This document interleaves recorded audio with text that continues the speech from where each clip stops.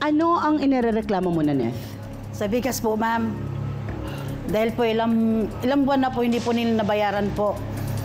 Sino ang hindi nagbayad ng bigas? Gian po. Si Gian. Ano to, umutang ng bigas? Opo. Gano'ng karami? Isang sako? Ganyan?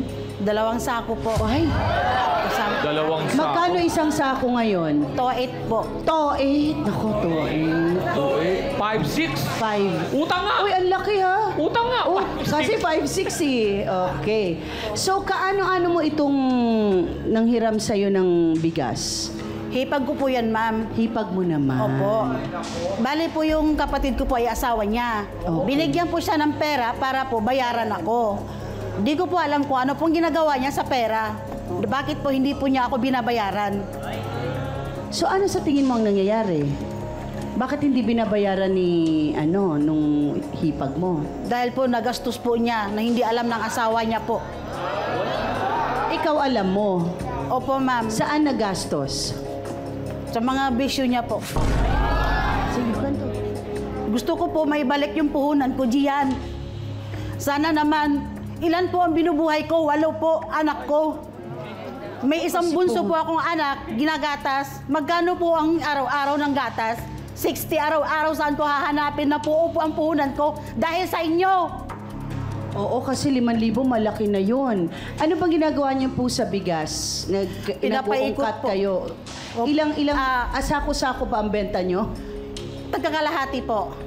Gaano na ba katagal tong hindi nakakabayad? 3 buwan po. 2 weeks lang po ang pautang ko, ma'am. 2 weeks ang palugit mo. Opo.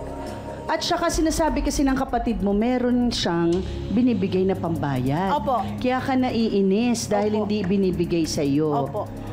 Ano bang bisyo kasi, ate? Oo, ano ba mga bisyo niya na nabanggit mo kanina? Sugal po, yung sa cellphone po. Sugal sa Online. online gambling, ganon? Oo, online gambling. Ano Kaya yun? Ano nilalaro? Baraha po, ma'am. Baraha tong eats. Opo. Ay, nako. Ay, meron ba yun? Meron. Oh my gosh. Daig pa raw ang kaning tutong dahil matagal nang nakasalang ang utang na di nababayaran. Gian, pasok. Kapal mo ko. Dahil sa'yo! Hindi ka nakakapalayan! Dahil sa'yo!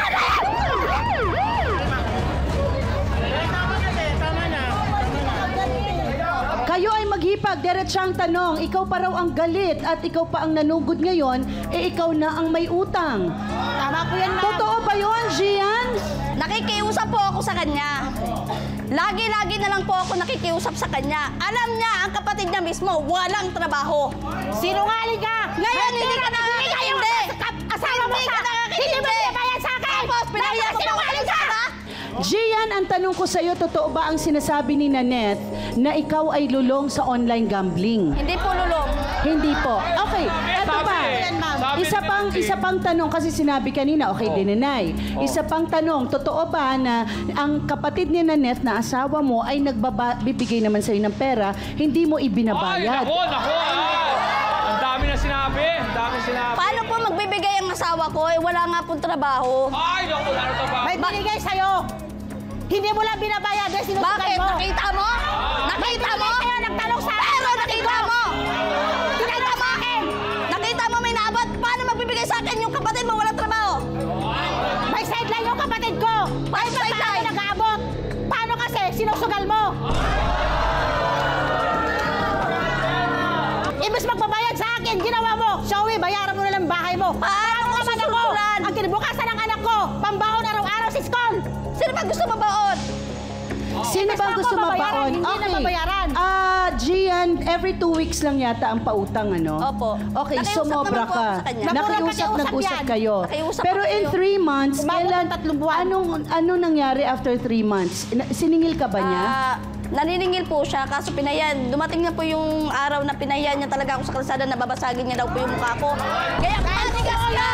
Manigas ka! Manigas ka! Utang nyo! Manigas ka Okay, sa pagpapayag nung siningil mo ba siya nung nagalit ka na? Galit, parang Kasi umano na nag-high po blood talaga, din. ma'am. Nag-high blood, sinagot ka ba? Dahil inaway po talaga ako ng asawa ko, ma'am. Dahil po, yung pinautang ko, sinabihan ako ng asawa ko, ang tanga mo, singilan mo yung mga pinautang Manigas mo. ka! Manigas ka saan, Manigas Gian? ka kakaantay, ma'am. Ay, bakit? Dahil matagal na talaga ako nakaantay. Hindi ka talaga marunong magbayad. Pinaya mo na ako. Dahil makapal ang mukha mo. Pinaya So mo na madalas ako. natin naririnig dito na pagka pinahiya ay talagang ayaw na magbayad, no? Yun yung pangganti. Kasing tigas ng kaning bahaw ang galit niya kay Gian. Bakit naman, Teresita? Pasok!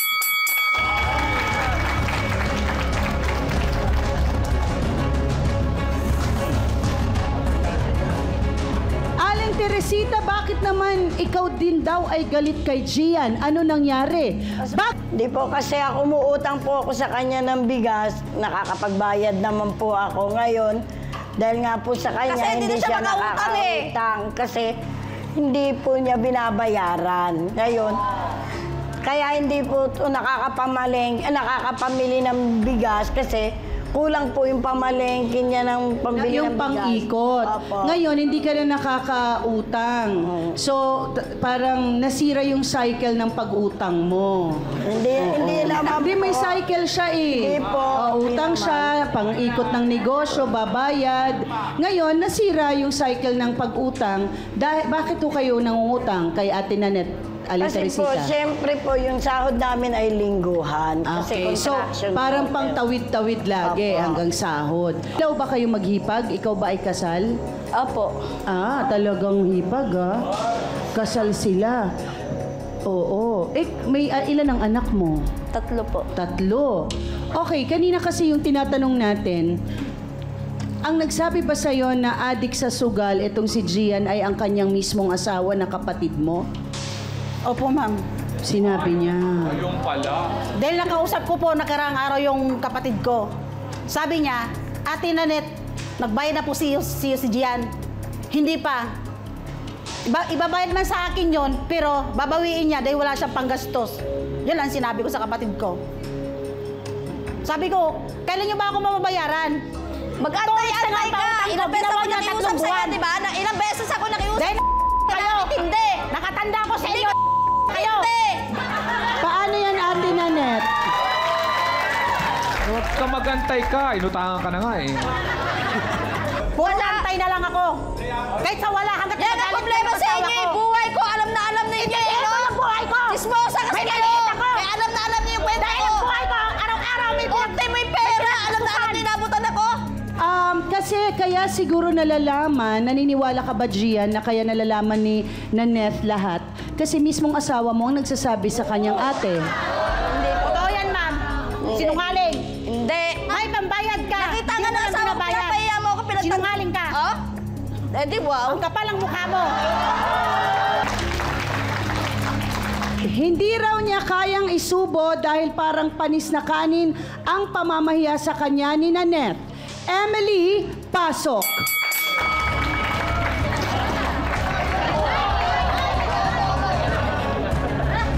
Galing mo. Sakit ah. Nasaktan Nakatingin kasi ako sa'yo eh.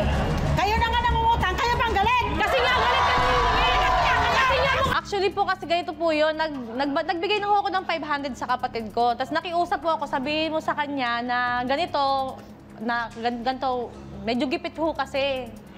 Ngayon ho siya, hindi ho siya makapag-antay. Wala pa akong 2 linggo, naniningil na ho. Pag nakita, ano na, kumusta na? Talagang 2 weeks na naman pa utang ko. Oo nga, nakikiusap naman kami kaso hindi ka nga makaintindi. Puro kayo pakiusap. Ang kakapal ng mukha niyo, puro kayo pakiusap. O kaya ano nangyari ngayon? Dinala mo pa kami dito! Dinala mo pa kami dito! Pag binayaran kita, kumusta naman yung kahihiyan namin? Ang kakapal ang mukha niyo. Oh! Ang nakapal din mukha mo! Dahil sa tayo na! Tayo na tayo! Wala na, tayo na to!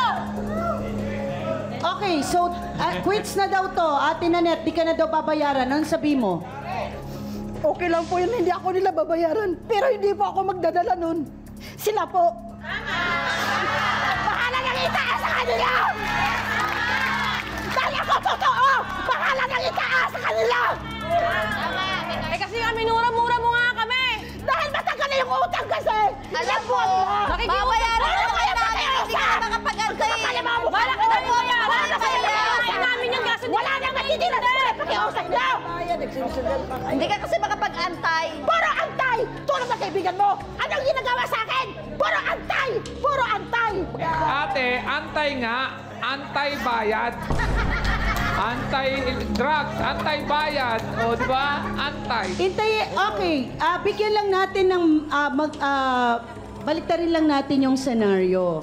Kung kayo, Ate Gian at Ate Emily, ang inutangan at hindi kayo binayaran, at hindi kayo babayaran dahil na mahiya kayo, anong feeling? Makikiusap po ako muna na bayaran mo na ako kasi wala akong panggatas eh. Ganto ganyan. Hindi yung bayaran mo na ako. Ano sinasabi, di ba? Ano nga naman ako gabayad sa'yo? Ate Emily, nagbigay ka ng 500 kay Ate Gian? Opo, 500 Ano lang nangyari sa muna. 500 kay Ate Gian? Binakasakali mo niya ng konti lang naman. Gusto ko maintindihan yun. Gusto ko maintindihan yun. Maganda yan ha. Binigyan mo lang 500 tapos ano? Binakasakali niya ho. Nagsugal. Kasi ho, sinusugal